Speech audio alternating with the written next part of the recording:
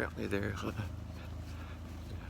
be on a shuttle this morning to a nearby town, and from there either going to Boston Airport or taking a bus to Toronto. I'll have to see. And it's chilly this morning. Glad I'm not hiking. There we go.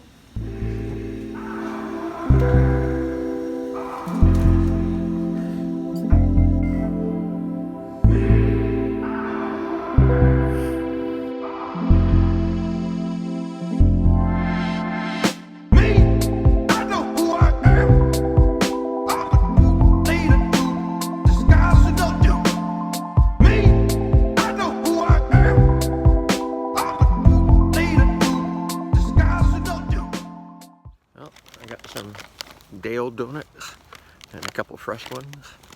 I got a couple cans of pop from the refrigerator at the hostel for the trip. And it looks like I'm going to probably take a bus from Boston to Toronto.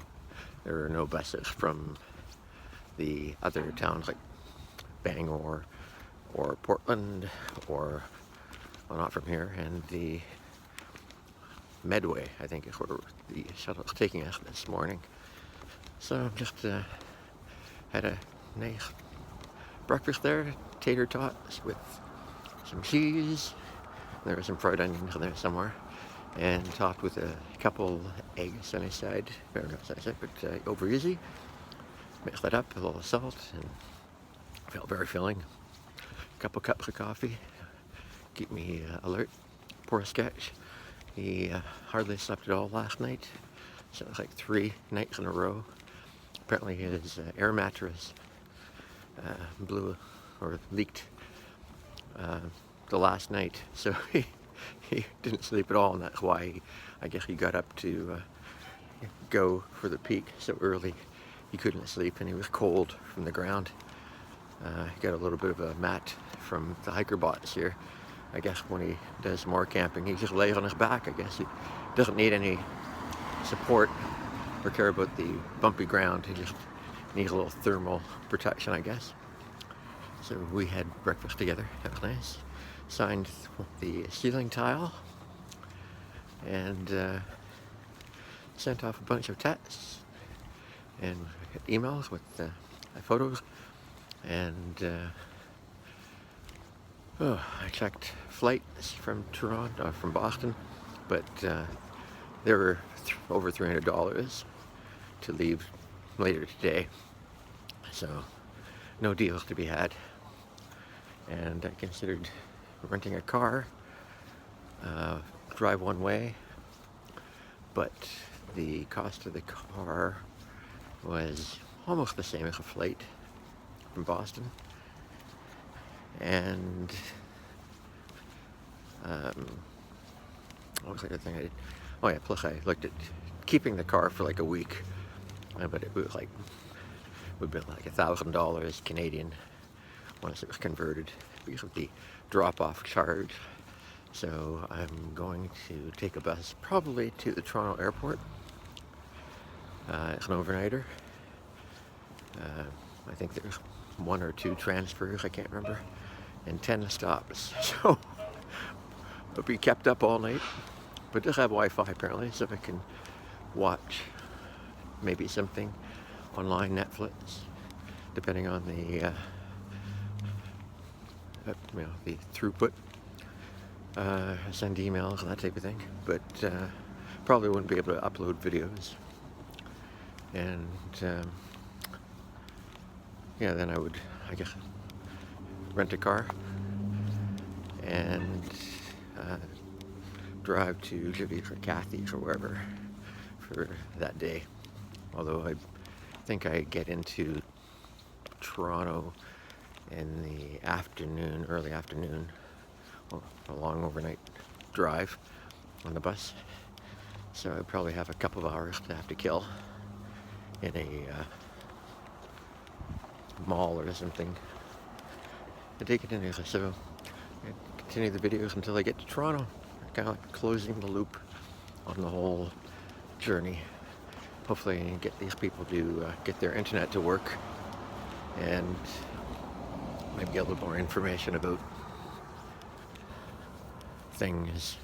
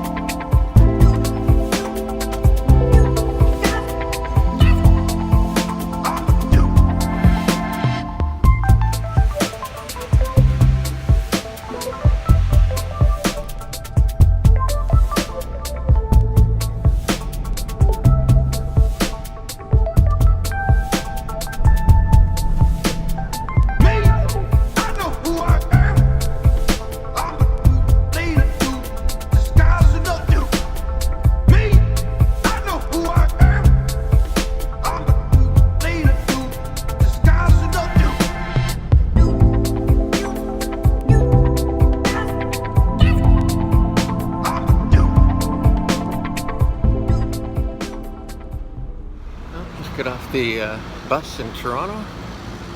It's a nice day. Very nice day. Here's City Hall. And I'm just heading to Front Street to go to Union Station. Use their toilets. And maybe find something to eat along the way. I don't know. It's Friday. It's almost noon. Should be really busy, but I think I'm on a university and it's not that busy for stores.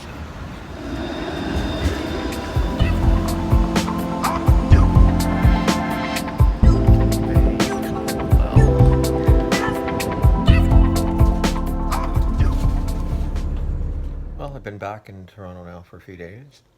I'm at another one of my sister's places. The ramifications of coming home are that I realize I have nothing to do in a day-to-day existence as a retired person, and I'll have to definitely do something about that. Coming from having a day after day routine set on the trail to nothing, it's not relaxing. It makes me realize that I need more structure in my life. I think I heard the saying that, what is it? It'll come to me at some other point. Anyway, the things that I've noticed of my equipment after being back is that I was able to get the not tent poles, but the hiking poles apart for packing. I don't know if I'll ever use them again. Both ends are now missing their point, and those can be replaced, I believe, but the screws were a bit rusted. I've put some WD-40 on it, but that's not really long-term protection. It was just to help get them loose to get the poles out. So I may never ever use those ones again. The pack itself has a few tears in a few seams around the waist and at the right shoulder where it connects to the pack, not the connection itself, but a seam on the pack, on the shoulder pad itself was coming apart. And then there are the little tears from the little carabiners that were there with the water bottles. I guess picked at that fabric for quite a while before they finally began to tear. Also, my headlamp, the one of the pivot points had been snapped off for some reason after giving it to the Greyhound people. It lasted the entire trail. That pocket had been stepped on a number of times and nothing ever broke, but this time my Greyhound employee must have stepped on it, or a customer who didn't realize that he was too close to my pack. And now when I get home, I'll try to epoxy that part on and continue to be able to use that Nightcore lamp. It's a pretty good lamp, and I would like to use it again. Short of that is contact the company and see if I can get a replacement sent. I have to buy that or fabricate something myself. Everything else seems to be fine. As I recall, there's the problem of carrying all that home along with the clothing I brought here originally for the wedding half a year ago. It's going to be a bit of a chore carrying that on whenever I need to through the airport or from the Vancouver airport through transit to the ferry and then getting off the ferry. It is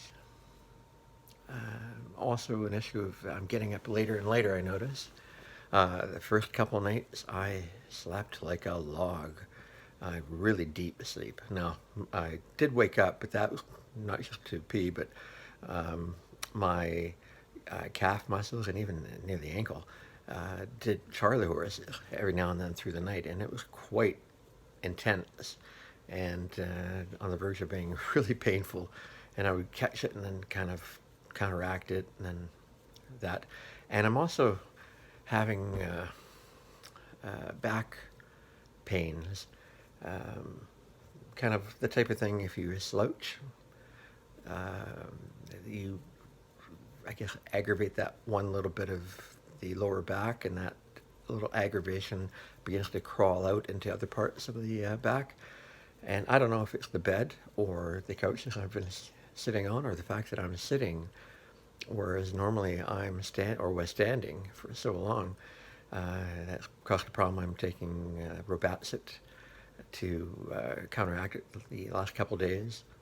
I'm hoping that that will go away once I get on the aircraft or get back to Victoria and the area. That's the only physical ramification. I haven't noticed anything else. I almost felt like I might have needed a side tab the first day, but that wasn't a problem. The weather here has been pretty good, so and cooler.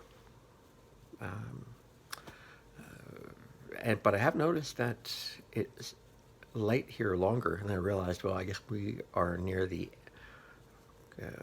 western end of the time zone as opposed to Maine, which is at the eastern end of the time zone. So where it was getting dark there at 6:15, 6:30, it's more like 7:15 here, and it's the same time zone. So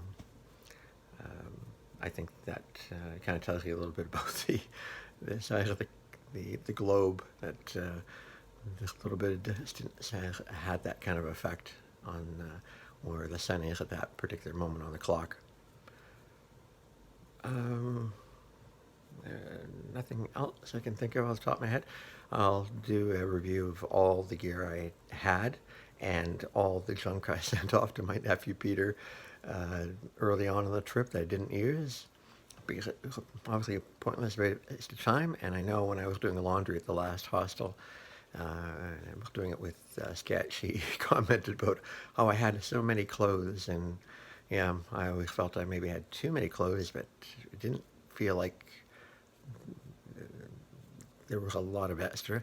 But you know, it's that difference between how comfortable are you and how much do you really want to carry. Yeah, I'm trying not to snack so much, although it's becoming very hard. I definitely had hiker hunger. The first night home, I woke up, had to pee, and then I had to go downstairs and find something to eat.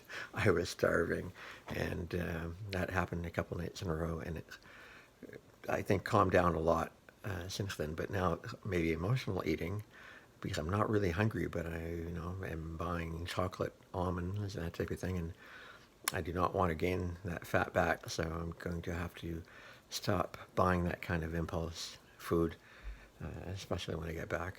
Um, Stick to having healthy food, like eat a lot of eggs, meat, um, and I guess the dairy products, cheese, that type of thing. And keep away from a lot of the carbohydrates, although I do want pasta and pancakes with maple syrup. I just have to limit a lot of that and go to back to the gym and start building up the muscles that have atrophied away totally. The bottom of my feet are still pretty tender. I still hobble when I get up. I just rented a car. I went to the mall, and when I drove back to the house there and got out, it was like, geez, like an old man getting out of the car. It was so awkward.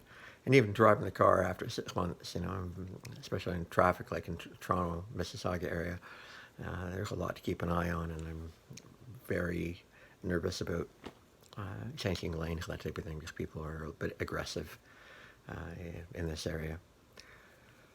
I wish I could think of something else, but I guess this is the end of the Appalachian Trail for me.